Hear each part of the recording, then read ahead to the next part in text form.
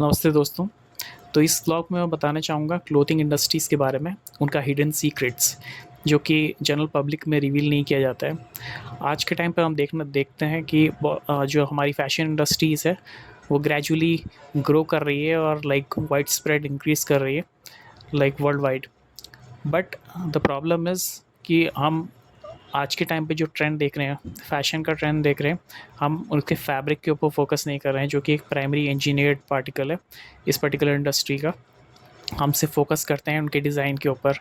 और कलर के ऊपर, टेक्सचर के ऊपर, बट हमें नहीं पता कि किस तरीके का फैब्रिक उसमें यूज़ हुआ है, क्योंकि मेन जो बेस है, फाउंडेशन है क्लोथ्स का, वो है फैब्रिक।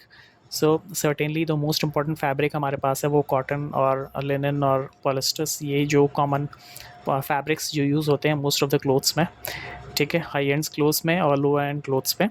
तो बेसिकली मैं ये कहना चाहूँगा, जैसे हमारी कुछ ऑनलाइन वेबसाइट्स वगैरह हैं, जैसे मिंत्रा हो गया, फ्लिपकार्ट हो गया और बहुत सारी अलग अलग जो ब्रांड की वेबसाइट्स वगैरह हो गई, तो वहाँ पे अलग अलग कैटेगरी के प्रोडक्ट मिलते हैं। कुछ चीप मिलते हैं, कुछ वेरी चीप मिलते हैं, कुछ हाई एंड प्रोडक्ट मिलते हैं एक्सपेंसिव, कुछ मिड रेंज प्रोडक्ट मिलते हैं। तो मैं फोकस करना चाहूँगा जो चीपर प्रोडक्ट हैं, जिसे लोग समझते हैं कि हमें बेस्ट डील मिल गया मे बी सीज़न के टाइम पे, या लाइक सडनली ये वेबसाइट क्या करती हैं कि इन बिटवीन भी इसमें हैवी डिस्काउंट देना स्टार्ट कर देती हैं, और लोग समझते हैं कि हमने एक बेस्ट डिसीजन ले लिया इस पर्टिकुलर क्लोथ को लेकर। एमआरपी में वो बहुत ज़्यादा फ्लक्चुएशन करते हैं। अब यहाँ पे प्रॉब्लम क्या है, हालांकि जो उसकी मैन्युफैक्चरिंग हुई होती है वो वेरी लोअर कॉस्ट की जाती है, क्योंकि उसका जो फैब्रिक होता है वो रीयूज्ड फैब्रिक होता है, जिसमें जो कार्बन डिग्रेडेशन होता है वो बहुत हाई क्वांटिटी में रहता है। तो होता क्या है कि जब हम मल्टीपल फास्ट फैशन का ट्रेंड हमारे पास आज चल रहा है, हर एक बंदा like every day they wanted to change their clothes, वो हर दिन क्लोथ्स चेंज करना चाहता है।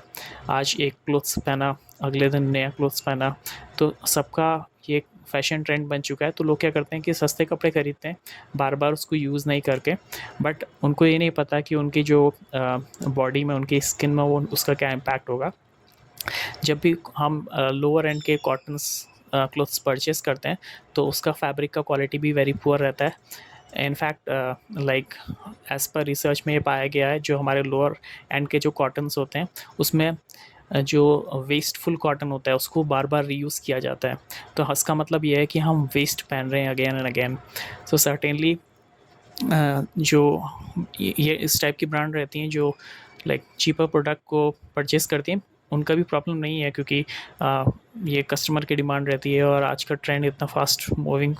फैशन फॉरवर्ड चल रहा है, जिसकी वजह से क्या होता है कि फैशन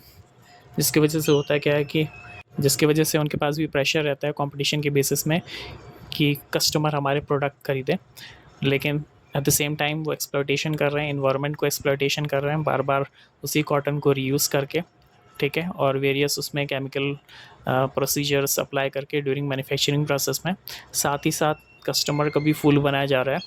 ताकि क्या हो गया, कस्टमर एक बार ख़रीदे, उसको लगे 2-3 बार पहनने के बाद उसे कोई प्रॉब्लम नहीं है, but at the same time जो वेस्ट वो अपने घर में कलेक्ट कर रहे हैं, उसके बाद फिर नया क्लोथिंग वो क्या नाम कहते हैं परचेज़ कर रहे हैं, और साथ ही साथ उनको ये नहीं पता कि उस क्लॉथ का मोस्टली जो चीपर क्लोथ्स होते हैं उसमें high quantity of polyester fabric का यूज़ किया जाता है और डिफरेंट डिफरेंट थ्रेड्स का यूज़ किया जाता है, जिससे उन्हें कस्टमर को पता ना चले कि ये किस टाइप का फैब्रिक है और उससे ज़्यादा ध्यान ना रहे। पॉलिस्टर का very high, because polyester is the cheapest material and it's not at all good for skin, because उसकी ब्रीदेबिलिटी बहुत कम रहती है। तो और कॉटन का परसेंटेज सिग्निफिकेंटली लोअर रहता है, बट उसकी लॉन्गेटिविटी बढ़ाने के लिए, और लोग समझते हैं कि हमने एक बेस्ट प्राइस में ख़रीद लिया, लंबे समय तक टिकेगा और बेस्ट वैल्यू प्रोडक्ट मिल गया। एमआरपी इसकी बहुत हाई थी, बट पर ये सेल के टाइम पे बहुत लोअर हो गई, लेकिन एक्चुअलिटी जो हिडन सीक्रेट है वो कुछ और ही है। मैं वही लोगों से ये रिक्वेस्ट करूँगा कि जब भी हम कोई प्रोडक्ट खरीदते हैं, इम्पॉर्टेंट फोकस करना चाहिए उसके फैब्रिक के ऊपर।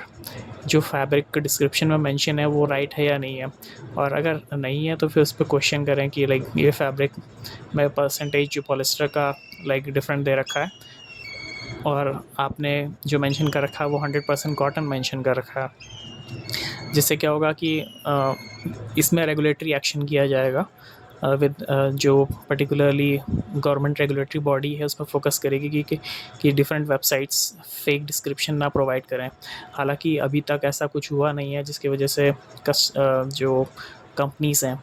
ये वेबसाइट्स हो गया, ब्रांड्स हो गया, इसको कस्टमर को हाईली एक्सप्लॉइट करती हैं by giving different kind of discounts, different kind of print design, और उसमें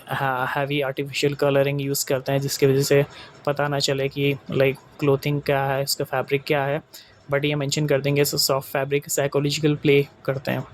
तो यही मैं बताना चाहूँगा based upon my experience. So this is all for this particular vlog. Hope कि मैं नेक्स्ट व्लॉग में कुछ नई नई चीज़ें आपके साथ लेके आऊँ। So please subscribe my vlog. Thank you so much.